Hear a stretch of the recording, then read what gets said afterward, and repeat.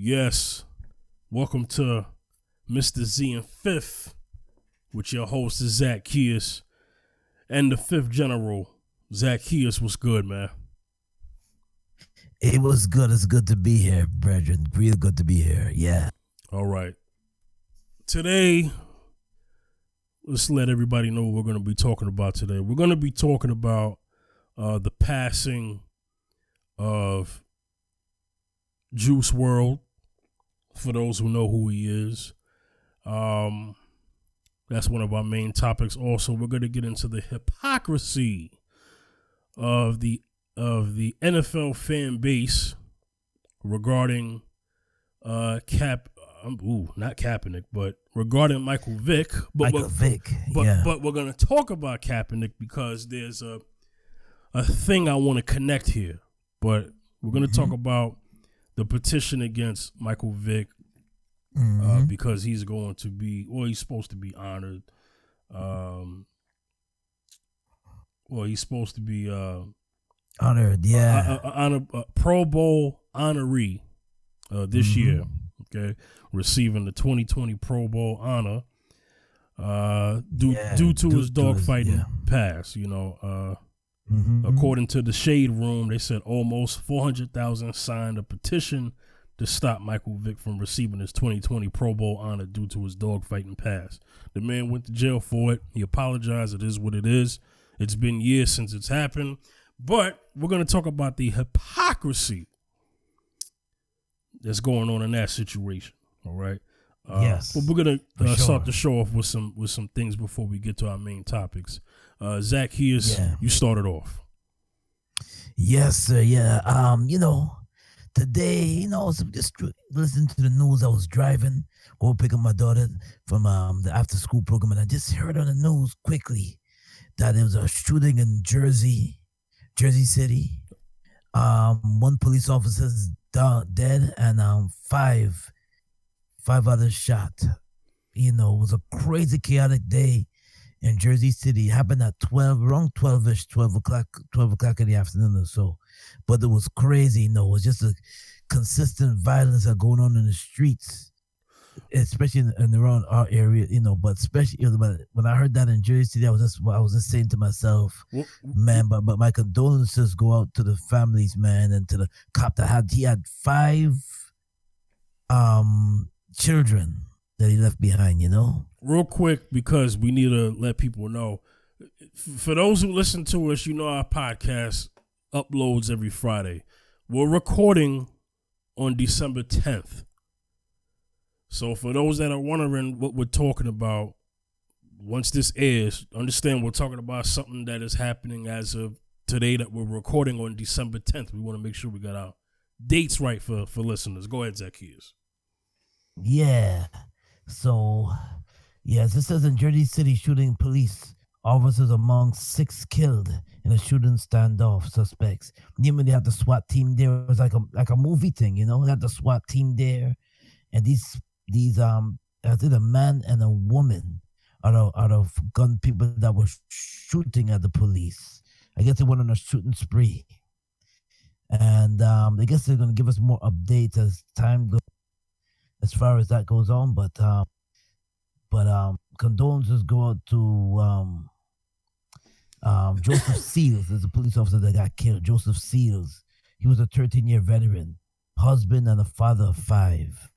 So it's a sad situation. And so condolences, and it's just a condolences to the people that also lost their lives too, as well as a police officer. So it's a big thing there in Jersey City, a big news, But I don't feel that a news like this should die. The people hear the news and then they should die on. I think it's something that should be addressed. It's been addressed before, but I mean, this is a serious matter. We live in. Me and Fifth are believers, and we know that we're living in the last days. So it's just a situation where it's just something to not ignore. So I'm just gonna bring it up and just mention it real quickly before we go on to the other stories. But so far 6 gone. So we just wanna bring out our condolences to them, the families that lost the people that lost their lives today. So yeah, in Jersey City, you hear more about this on other news anchors, but just want to bring that out. So, yeah, they mentioned it on CNN. Earlier today. Yes. For like a few minutes. Rest in peace to those who lost their lives. Yeah. It seems like let me just say my opinion on this, because I'm gonna be honest on this podcast. I really wasn't gonna have much of an opinion on this story, because how many times is this gonna happen for anybody to care? And it seems like we've done shows in the past about this club getting mass shooting in this spot, mass shooting in that area. That the guy who shot up the front of a Walmart and all this other stuff. Is this stuff happens so much. On and on and on. Stuff happens so much that you become desensitized. I mean, listen, everybody knows that we don't play around on this podcast, especially Mr. Z and Fifth. We have the round circle as well, but on Mr. Z and Fifth, we don't play around on this podcast when it comes to holding white supremacy accountable for death. Okay. Yeah. And to be honest with you, this show we would have to talk about a brother being gunned, an unarmed brother or sister or child being gunned down every day by the police. That would be our topic every week. And the reason why I'm saying it is because it happens all the time. There have been stuff that has happened that we haven't talked about. Not because we're ignoring it, because it's tiring. And, we do have our times where we will address it. But, at the same time, we want everybody to be aware. But we want to make sure that our podcast is full of enjoyable content. If you're out there and you want to listen to the news, daily news program, then this is not the podcast for you. But we like to highlight certain stories that need to be talked about, or stuff that doesn't get attention that should. That's all I want to say about that. Respectfully. But it's just out of hand. It's tiring, and there's a lot of things that we would like to talk about. Me and Zaccheus are just full of talent on this mic, so we don't always want to have a sad story every time we get on here. I mean, that's not what you guys subscribe to, But we want to keep it real too. You know what I'm saying? So look. I'm gonna move on just for the sake of the show not being dragged on this, on this particular topic, and not getting into what we need to. Okay. But once again, rest in peace to those who lost their lives. Enough is enough. Just crime happens every day. I get it. I know somebody's out there saying people get shot every day. Which is true. But it's just it's sad all over. We really shouldn't be desensitized to death.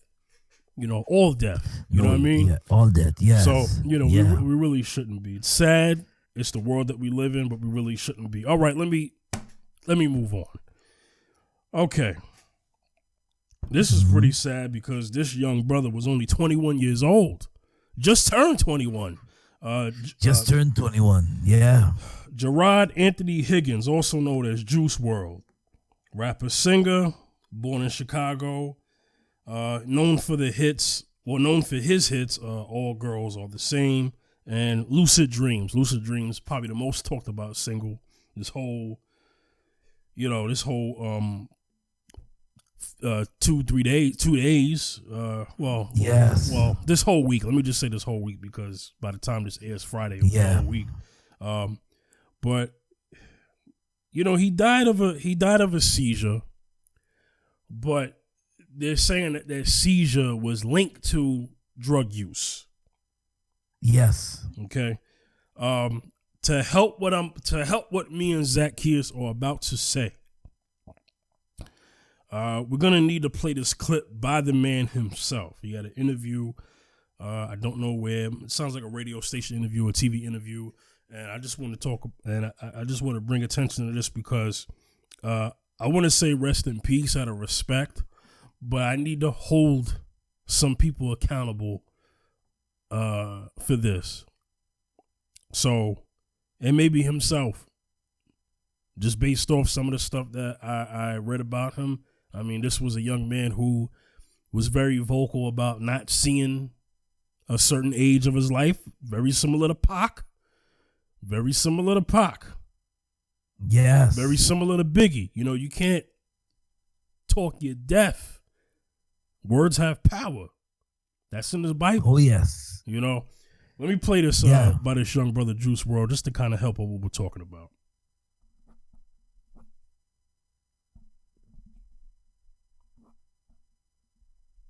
Years, I feel like, especially for like a boy, like finding out who your role models are, what you like, basketball, football. That's like when you start kind of choosing the dreams you want to chase, damn near. Right. So like 6th, 7th grade, I was hooping, was playing baseball. I was good at both at the time. But I was also like freestyling, and I was really into music. Like I used to damn near worship this shit, like I was into music so much. So my family putting me on to all this different music, Future, Gucci, all these niggas talking about drugs, bro. You can't help but ignore how fun or how interesting, at least, they're making Xans and Lean and all this shit sounds. Yeah, bro. Like when I heard Future, the first song I ever heard by Future was "Ain't No Way Around It." The second song I've ever heard by Future is "Dirty Sprite," like off the first Dirty Sprite mixtape, and that shit had me wanting to sip lean at like 11, 12 years old, bro. Yeah. So. Wow. I ain't know if that was 6th grade, 7th grade. I'm hearing songs about sipping lean. Those are like the real influential years, I feel like, especially for like a boy. Like finding out who your role models are, what you like, basketball, football. That's like when you start kind of choosing the dreams you want to chase, damn near. Right. So like 6th, 7th grade, I was hooping, was playing baseball. I was good at both at the time. But I was also like freestyling, and I was really into music. Like I used to damn near worship this shit, like I was into music so much. So my family putting me on to all this different music, Future, Gucci, all these niggas talking about drugs, bro. You can't help but ignore how fun or how interesting, at least, they're making Xans and Lean and all this shit sounds. Yeah, bro. Like when I heard Future, the first song I ever heard by Future was "Ain't No Way Around It." The second song I've ever heard by Future is "Dirty Sprite," like off the first Dirty Sprite mixtape, and that shit had me wanting to sip lean at like 11, 12 years old, bro. Yeah. So, I ain't know if that was 6th grade, 7th. Okay. Yeah. And now the man is dead. Yeah, man. I want people to understand what that man just said. He said that he grew up listening to Future and Gucci, and he heard about sipping lean and stuff, and he's talking about his influential years since he was a boy, and he said that the kind of stuff that he heard wanted to make him do that at 11 years old. Now, he didn't say he did it at 11, but he's just saying this are the things that he absorbed. Listen. Now, this is where we're going to go with this topic. I want everybody to brace themselves for what we're about to say. This topic is going to be more about, it's going to be less about Juice WRLD and more about what Juice WRLD was influenced by. Yes. No disrespect, but all due respect. Once again, rest in peace to Juice WRLD, but listen, we went through this when we talked about Mac Miller when he died. We talked about this with other people, man. Other people. I'm gonna hold the industry accountable. Once again, I feel like I got to do this every day. It's annoying, but it is what it is. Yeah, man. Listen, this is why it's so important. Zaccheus, I'm going to need you to speak to this because you're a father. This man's talking about influences when he was a kid growing up and what he listens to. I need to say this real quickly before I let you speak because I just want people to understand. There was a junkie culture pushed in hip hop today. When I was growing up, you heard situations about the drug dealer, but we knew, well, at least where I'm from, I knew that the life of a drug dealer is a short lifespan. It's not gonna last long for you. You eventually gonna get caught or killed out here in these streets. If you live the life of a junkie, you're gonna be high till you die, or high till you quit. Okay, Zaccheus, you're a parent. I need you to speak to this from a parent standpoint. Well, I'm gonna give you my my little knowledge of what I know about Juice WRLD, and I'm gonna go into parenting. I'm gonna go deep into parenting. Juice WRLD, mother, for when I was reading about him, Juice WRLD mother was heavily into the church. She's a born again Christian. She's heavily into the church. His parents used to push a lot of gospel on him. That's why he would listen to it in his household, is gospel music. But how he got into the hip hop when he was a little boy was he used to go over his cousin. His cousin, the one that exposed him to the hip hop world. But he embraced the hip hop music when he started to mimic the other artists, and he started to freestyle when he's a little boy, when he's 12 and 11 years old, freestyle his own lyrics, and he was influenced by Future, influenced by Kanye West, influenced by the Chicago hip hop, because Juice WRLD is from Chicago originally. So he's influenced by these artists that he came up around. But his mother covered him so much from the music, that hip hop music, because she felt it was going to be a bad influence on her son. Now, you can cover your kids about so much, but when they get older, they have to make their own decision. When they get older, but you as a parent could do about you as a parent can guide them when they're young and raise them up in the way of the Lord when they're young, and be your impact on their life and speak to them. Because I believe in speaking to your children. I don't believe in just telling them don't do this and don't do that. Don't do this, don't do that. Speak to them and tell them why it's no good. And tell them why it's not good. None of the that hip hop music is bad. It's not. Hip hop music is good because we are artists, Caribbean and hip hop, holy art. We're artists. But it's just a simple fact that as children get older, they make their own decisions. You can guide them. And there's an old saying that goes, you can guide them to where you want them to go, like drink the water, but you can get them to go to the water, but you can't push them to drink the water. So the thing is that when you as a parent, when you have children, you help them as much as possible, and you guide them. Even with what they listen, you listen to what they listen to. But you see, as Juice WRLD said, he would sneak out of his house. He would go and listen to the hip hop music. He was influenced by that. But you see, the thing is, there's nothing wrong with the music, but it's what's around the music. What's around the music is the white poison, ladies and gentlemen. It's the poison that's around the music.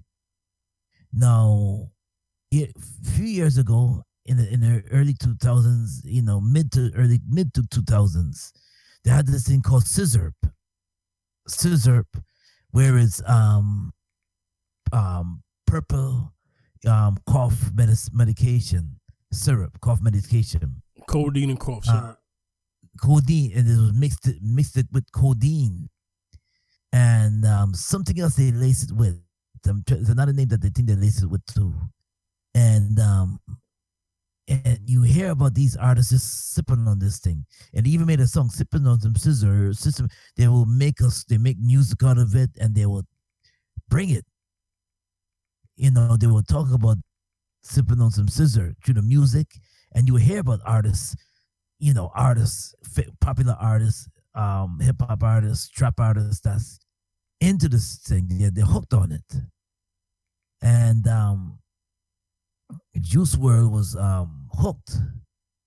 Where his girlfriend said, Lottie, his girlfriend said, yeah, he was trying to live it clean. He's trying to do right. He was trying to do something that was clean, but it was just something that is very, when that demon pulls you in, it's hard to shake it. It takes the power of God to pull you away from that. So, but as a parent, you guide them, you love them, but you also tell them what the demon can do. You also guide them and let them know that, listen, stay away from, listen, if you do this demon and you get influence, all these influence around you, see, if you listen, if you indulge in that, the power you cannot pull away, son, daughter, you cannot pull away. Once you taste it, you can't. It's like you cannot. You don't have the power, or you don't have the strength, the mental strength to pull away. You don't have to, because once you're hooked, that's it. And this is what you gotta do. This is what you gotta do when you're talking to your kids. You gotta tell them you gotta tell them the side of the effects of it, because I remember a few years ago, several years ago, an artist called Pimp C was hooked on it, and then you're hearing of him passing. Rest in peace to Pimp C. DJ Screw is another popular name who was linked to that as well, sadly. Yeah, sadly. Yeah, rest in peace to them brothers, man, because once you get hooked, you cannot pull away from that. You can try, but once you get hooked, you're hooked. And we as parents, was our duty to tell our kids, listen, you're going around, okay, you wanna do this hip hop music, you wanna get into music, but this is what this entails. This is what it entails. It's either you're gonna take a stand and say, no, I'm not gonna taste it, I'm not gonna get involved, or you're gonna follow the crowd and you're gonna get get a sip of it, because Juice WRLD's entourage was I guess they're young people and they wanted to party and they wanted to get into it, and they were into it. But you as an individual, you have to take a stand and say, listen, I'm not gonna indulge in this, because once you indulge, this is what happens. This is the side effects on it. And I'm sorry to say that as parents, sometimes we're so busy, sometimes we don't have time to sit down with our kids and show them and say, listen, this is if you can have your fun, but listen, but once you indulge in this thing, son, it's hard to pull out of. I can only tell you that it can destroy you and it can kill you, but I'm not with you 24 hours. I cannot yell at you wherever corner you are. I just hope and pray for you and just say, listen. And I can just guide you and tell you that this is going to kill you. But once you're out there in the world, and once you're out there amongst your peers, you got to make that final decision. Say, listen, I know what my mom said. I know what my dad said, that this could kill me, but I don't want no parts of it. You have to make that decision, because once you get hooked, and I know sometimes you want to do what your friends want to do. You want to stay cool. You want to do what your friends want to do. You want to follow your friends. But yeah, you can follow your friends. Yeah, you can follow them, but it's a price to pay once you start to follow your friends. It's a price to pay once you start indulging in scissor. It's a price to pay. So that's my message to the young people out there. Yeah. Okay.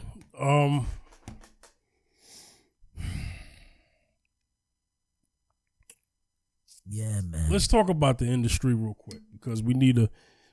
I'm not satisfied yet with this topic. Here's the thing: we have a situation where we have, on one end, a voice that speaks against something like this, and then on the other end, we have a voice that is immersed and possessed by content that is about drug abuse. Now, drug abuse is nothing new, obviously. I mean, we've seen it in other various art forms in different genres. Especially rock and roll. Well, I would say more like hard rock, heavy metal, stuff like that. You would hear some things. You would see some things on stage. It's not cool. When did it ever become cool to be a junkie? Or to get drunk.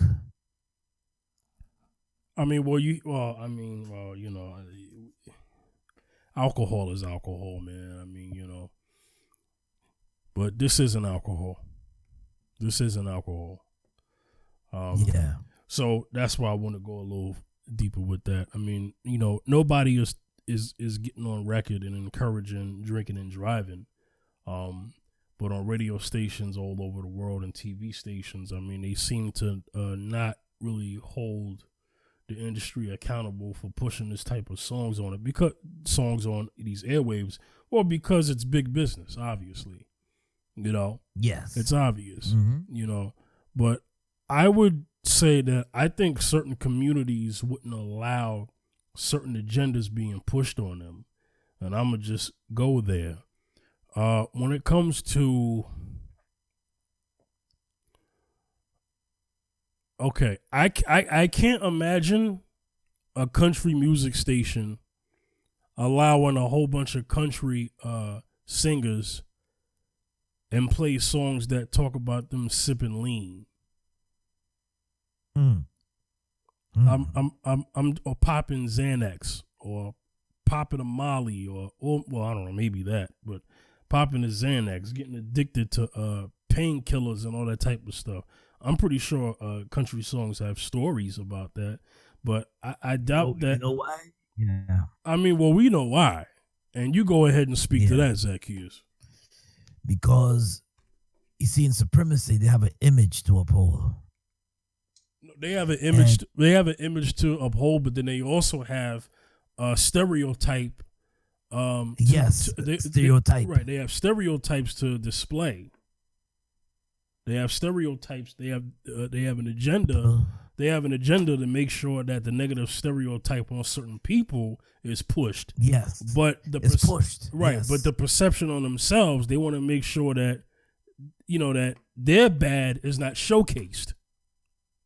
Exactly. Speak to the rest their of that. Bad is Speak to the rest of that. Go ahead. Yeah. See, what it is that, don't get it wrong, they do drugs too, but it's not showcased. It's not displayed on the radio airwaves. Right. Not at the same capacity as. Not as the same capacity as we artists are. Right. You know what I'm saying? Right. We're already given a stigma and an image as being black already. Right. So therefore, as we're given the stigma and the image already, it's already set in stone that okay, we want to build capital off of this. The industry wants to build capital off of our pain, they want to exploit us and make money off of us, especially with this lean, especially with the female showing backside, especially all of this.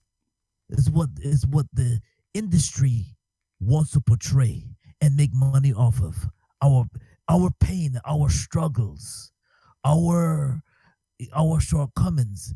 This is just our stereotype. They want to put the stereotype on us, cause this is why they want to keep artists that portray that bring forth messages and bring forth positive messages on the underground, so they won't be heard, and they won't be known, and they won't be signed.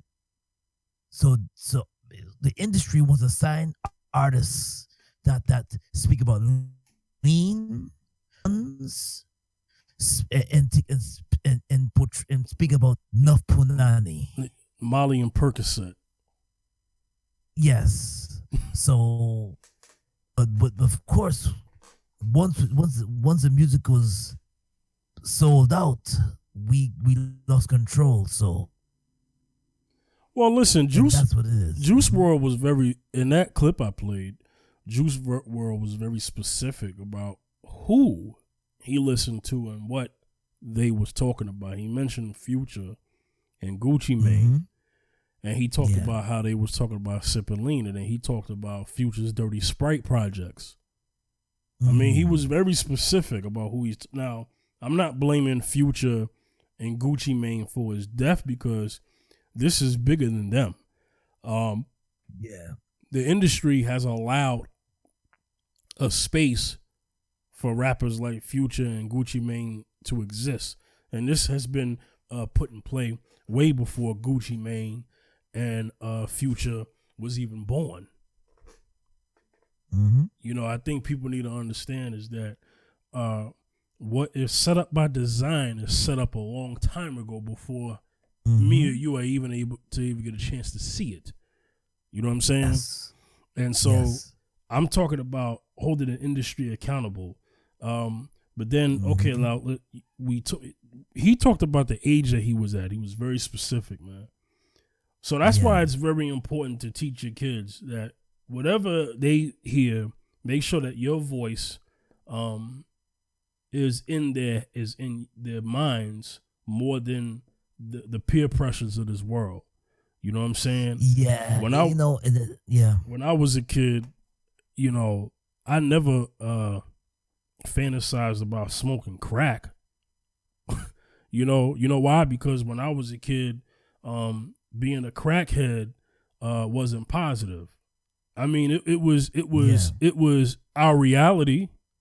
It was our reality. Cats who was shooting heroin and smoking crack. I mean, that was something that was in the reality in, you know, communities where we dwell, you know, as black people. You know what I'm saying? Because that stuff was pushed into our neighborhoods. And we all have family members, people that we know, you know, that have partaken into hard drugs such as that. But never did I wanted to do that. I ain't never heard in hip hop. I ain't never heard it in hip hop that it was cool to smoke crack. If you was a crackhead, you was labeled as a derelict. You was labeled as somebody who was weak. You know, a human being, but just not a strong one. Yeah, man. So the thing is glorified, man. Exactly. Yeah. Now,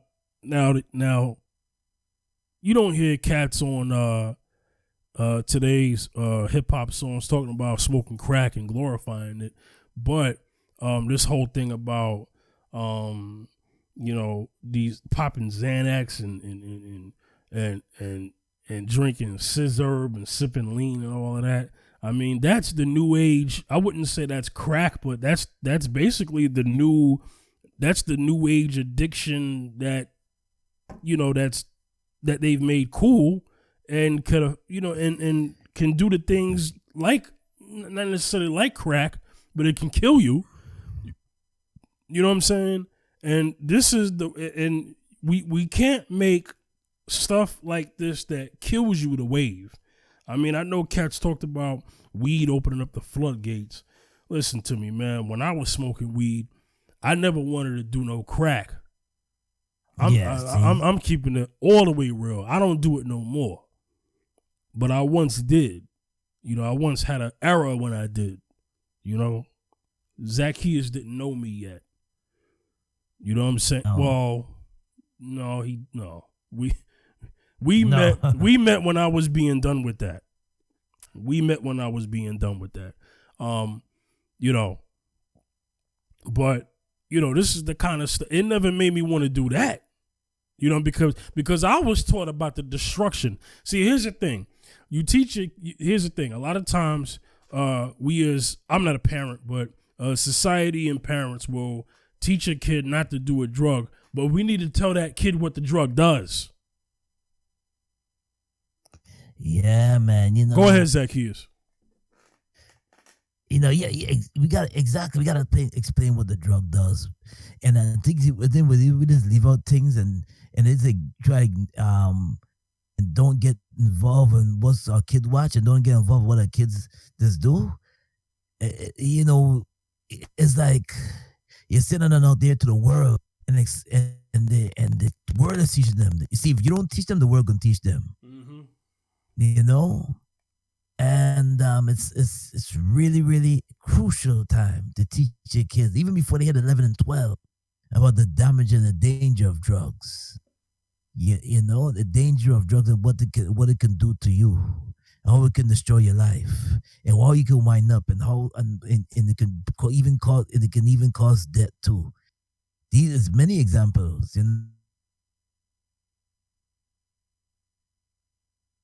Growing up. Back in the 80s, they had a song by Public Enemy called Basshead. See, there was message in the music. Now, Basshead had to deal with.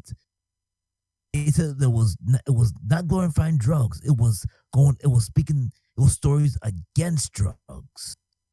Now, Public Enemy is those who don't know is a rap group from the 80s. You know, they make popular songs like "Don't Believe the Hype" and Fight the Power. Like in 88, 80, 89, with favorite. I know people know Favorite Flav, but you know, a little bit with Chuck D. But I remember a song called "The Basshead" back in the 80s, and it was speaking directly towards people that was using crack. Crack was big in 86, so it was and it was a fight against crack cocaine, a fight against drugs in the music. Hip-hop music was a message in the music that was fighting against drugs. Now in 2020, not 2019, going on to 2020, is being glorified in the music. So now you can see how far hip-hop has gone. And I believe that we can take that back. It'll take some time, but as long as the industry is controlled by the supremacy, it'll always be that way. It would always be that way. Yeah. You know, but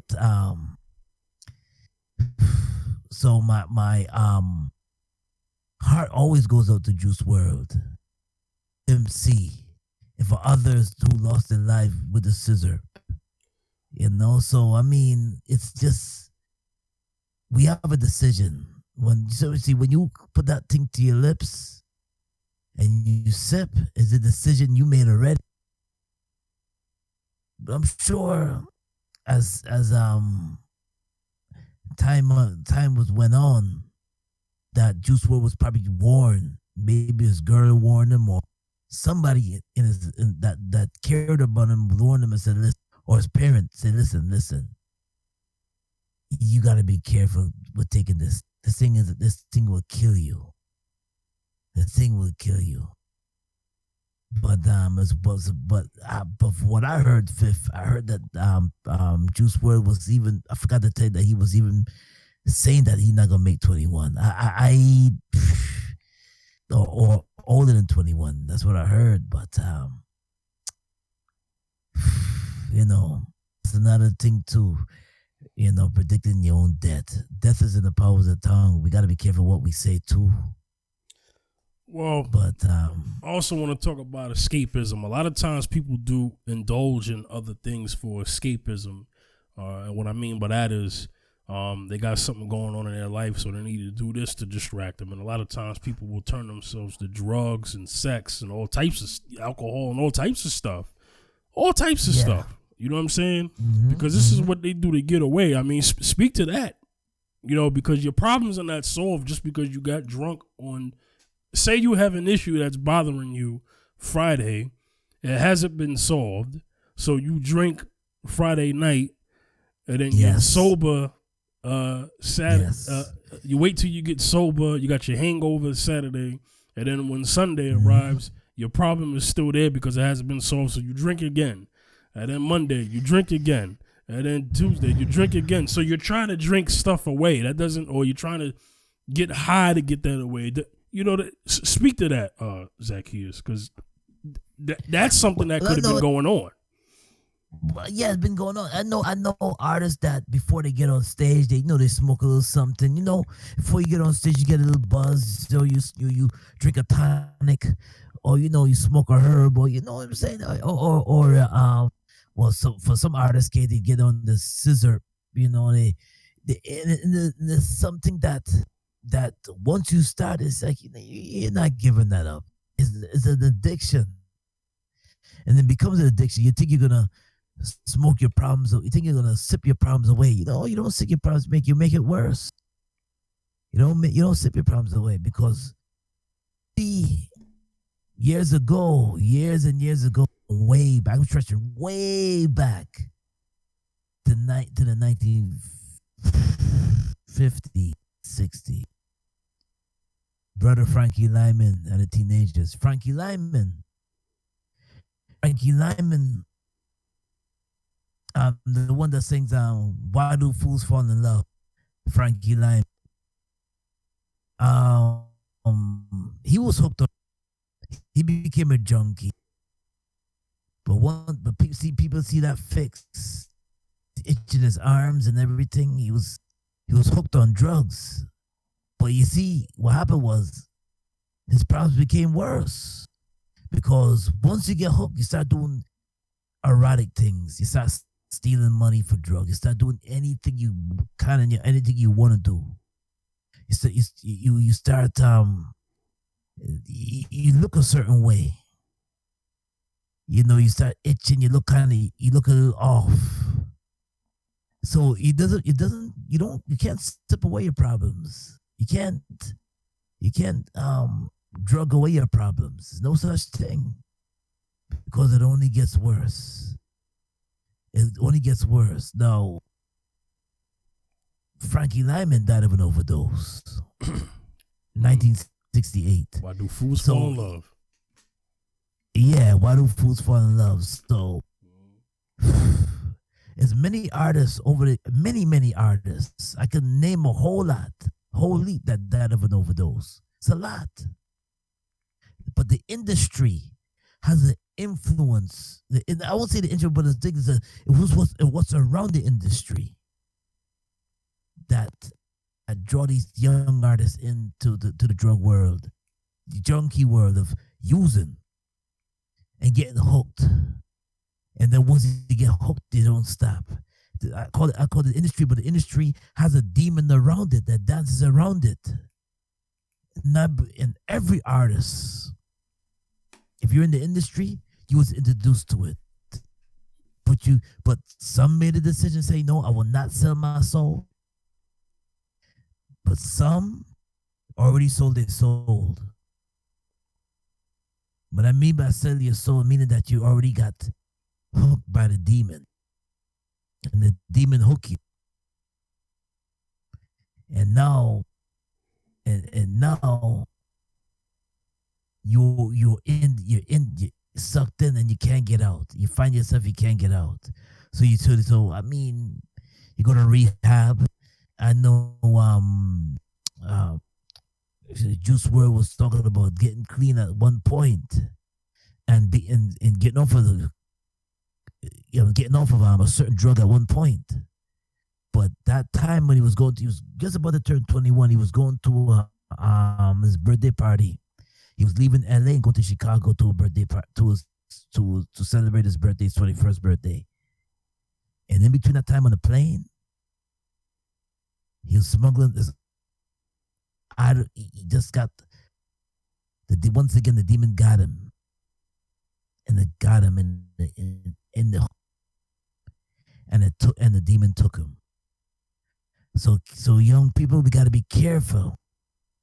Careful, real crucial who you hang with and who you are around, because you see the thing is not just the industry. Even you don't have to be in the industry to be hooked on this thing. This young people that's listen to the music, but they're doing what some of these artists do.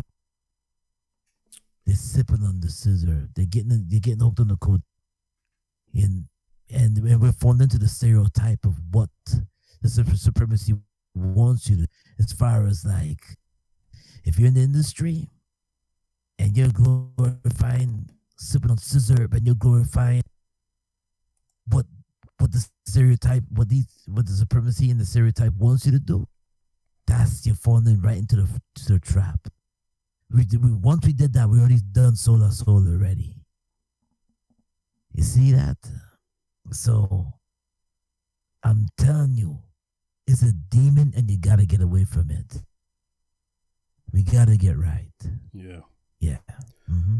I want to end off this topic, and we got to move on. I'm gonna actually read Inspector Deck's verse from Cream, because I think it speaks to what we're talking about as far as the influence. And you know, for those who know this song, historical Wu-Tang record, but his verse dropped a lot of jewels. You know what I'm saying? A lot of jewels. You know, and you know, he started off like this. It's been 22 long, hard years. I'm still struggling. Survival got me bugging, but I'm alive on arrival. I peep at the shape of the streets and stay awake to the ways of the world, 'cause it's deep. A man with the dream with plans to make cream, which failed. I went to jail at the age of 15, a young buck selling drugs and such, who never had much, trying to get a clutch of what I could not touch.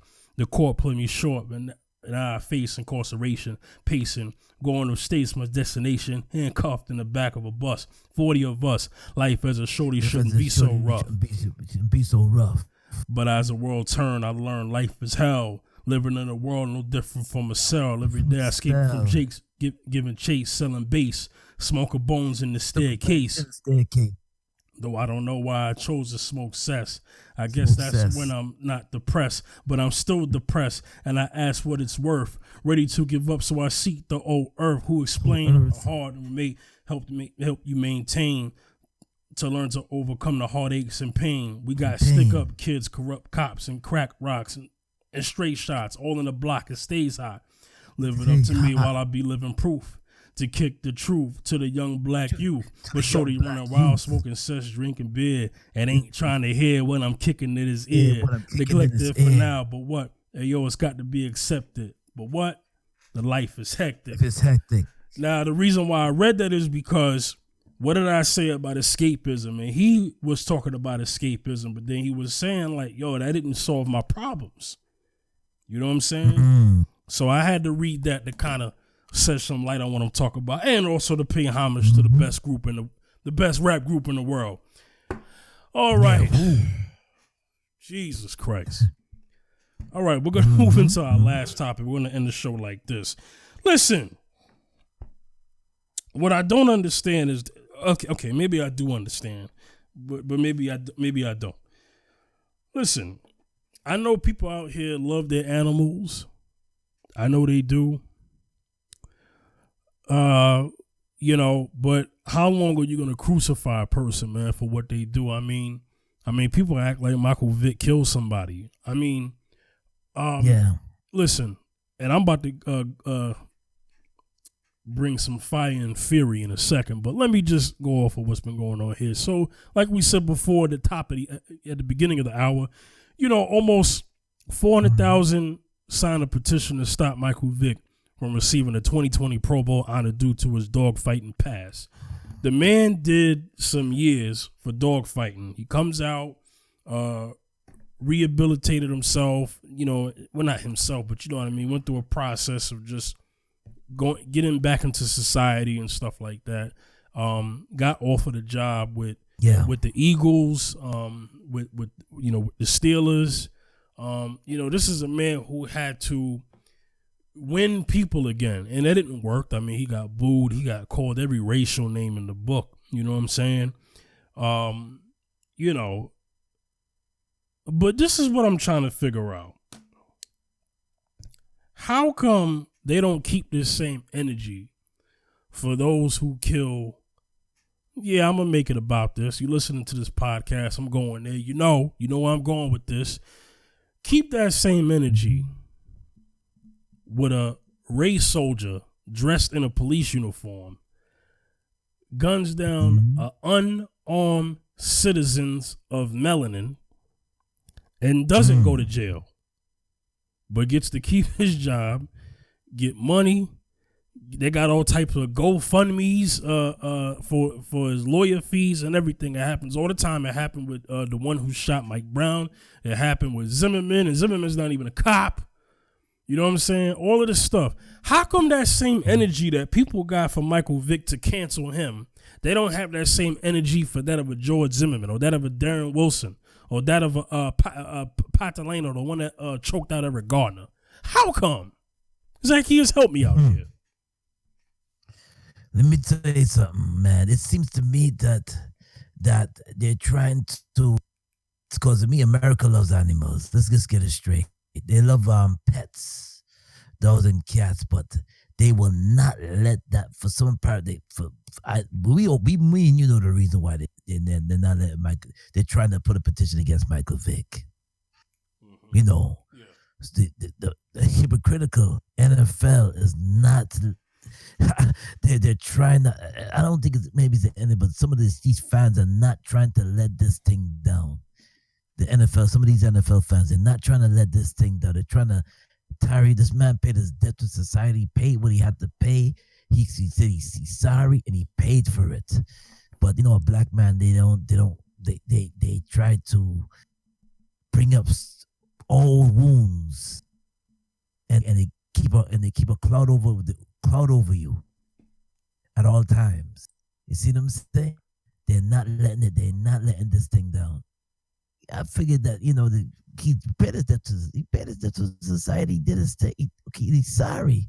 Now they gotta just bring it up and and bring that cloud back over his head and remind them of what he's done. Yo, how come they don't do that to some of these non-black people that do things? They do things and they just person and just okay. He did his dirt, and they move on from it, and they get his reward. But oh no, Michael Vick's the brother. They gotta keep that. They gotta keep that cloud over his head.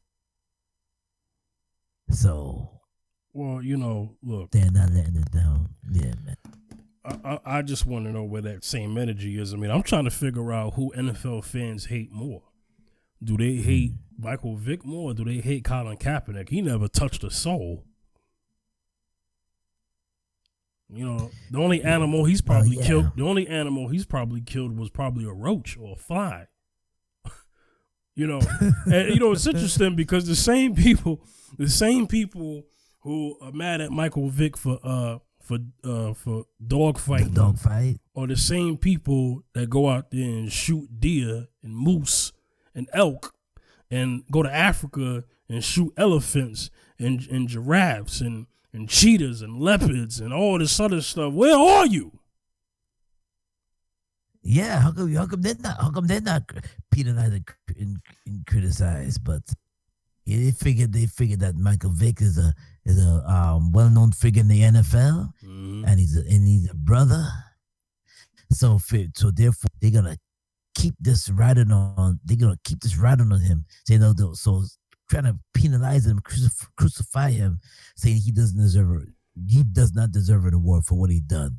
Oh, we love our animals, but yet, like you said it before, but yet it's such a hypocritical game, because yet the same way how you can convict and just try to bring down Michael Vick for doing the dog fight. Then why don't you put your rifles down and start shooting there, and stop killing animals for your own gain? Michael Vick is not gonna continue the dogfight. He paid what he had to do, and that's it. Yeah, he's been done with that.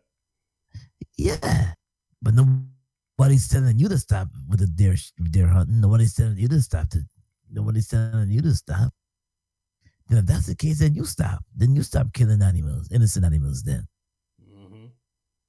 You know, if you gonna be real, if you gonna speak about him fighting the dogs, and you put on your rifle shooting animals. Then, if you animal lover or claim to say that he's so cruel animals, then you start doing what you gotta do. I mean, I just want those same people who signed a petition to cancel him could sign a petition to get Kaepernick back, because Kaepernick never killed anybody. I mean, that's all I want you to do. If you mean well and you love people like white supremacy claims they do, yeah. I mean, help this brother out. You know what I'm saying? He ain't kill nobody. You know, but you got this thing for Michael Vick, but there's been a lot of support for Michael Vick as well. I mean, everybody doesn't feel that way, but a lot of people have supported Michael Vick because they said, listen, the man hasn't had that situation happen since then, and he's learned. But I'm going to tell you what it is, because black people are not allowed to get second chances in the system of white supremacy. I want people to make sure I heard what I just said. Can you repeat that again? I will. Because of the system of white supremacy, black people are not the ones to get a second chance in this society due to white supremacy. Let's first start off that in the beginning, black people never even had a first chance, okay? Since the inception of white supremacy. So, I mean, they definitely don't want you getting no second chance. White supremacy is also set up for, it's set up for white supremacists and suspected white supremacists that when they mess up, that they have a system to fall back on and rely on that's going to put them back in place. That system was not set up for anybody else. Can I mention? Can I say one thing that's paying the cost right now compared to his white counterpart, Harvey Weinstein, Bill Cosby? 100% correct, because Harvey Weinstein has, I would say, walked into the shadows. There hasn't been any news about him, but there's still news about Cosby. I mean, there's an article that's saying that Bill Cosby has no remorse, and that he doesn't apologize for anything. And I mean, here's the thing: apologize for something that you did wrong, but if you ain't doing nothing wrong, you shouldn't be apologizing for it. They should be apologizing to him. Now, like I said, if you did it, but if you didn't do it, you shouldn't be apologizing. But Harvey Weinstein, I don't understand. I mean, he put up money to settle, but I mean, there's been nothing said. And the one thing I want to also say, the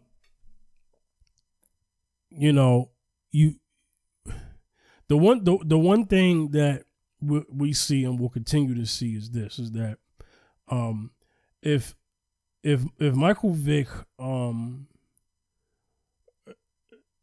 I'm going to say something that's never been said before. I believe Michael Vick liked dogs too, but he also liked money. And, dog fighting has been going on before Michael Vick. I mean, when I was a kid, I saw stories all the time about dog fighting. Dog fighting was going on everywhere. Dog fighting was going on in wealthy neighborhoods and the slums. You know what I'm saying? Yeah. Just regular street stuff. Dog fighting? But it's just the fact that people got, like I said, because he's a football player who made millions of dollars, and, he was already disliked before the dog fighting because he, the NFL was not created for black people. and definitely not for black people to be the quarterback, because the quarterback. Yeah. Let me tell you something about classism in football, or no, I'll just say roles in football, and I guess you could say classism. I want everybody to know that when it comes to football, the pawns to keep everybody back is the linemen, and the wide receivers are running out to get orders. But the one who gives the orders is the quarterback. The quarterback is the general on that field. That right there is something that they did not want the black man to be at. You know what I'm saying? Because quarterback is a symbolism for control, being the head, being the ruler. There's symbolism there. They didn't want that for black people. They didn't want that for black men. A black man to be not only a good quarterback, not only a good quarterback with an arm, but also athletic. I mean, you already had black wide receivers and running backs that were very athletic and strong. On the defensive end, strong defensive linemen, linebackers, speed, everything.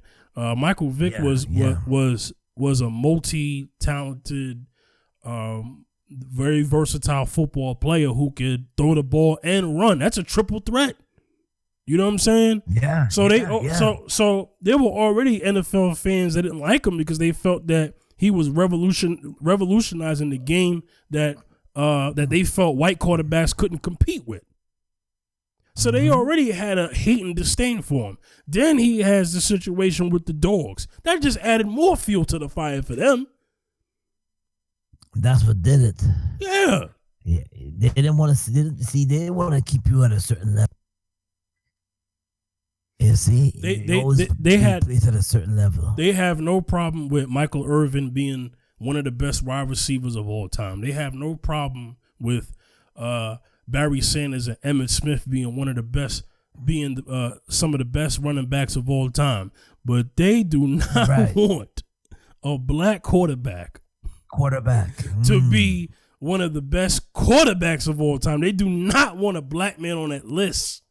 So so there was already opposition against him to begin with. You know what I'm saying? So I just want people to understand that in this system, you're already an enemy before you can even be a hero. Zaccheus, you have the floor. Mm-hmm.